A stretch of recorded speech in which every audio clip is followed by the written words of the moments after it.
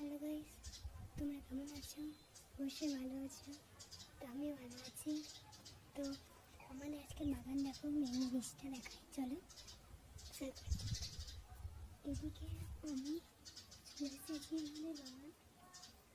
এই বাগানটাতে দেখো অনেক পুরনো, বাগানটাতে অনেক কিছু আছে।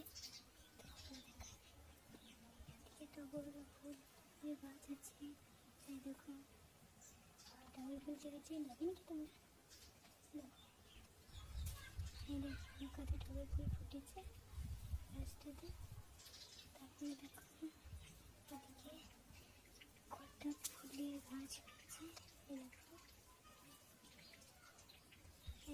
কত ফুলের গাছ হয়েছে।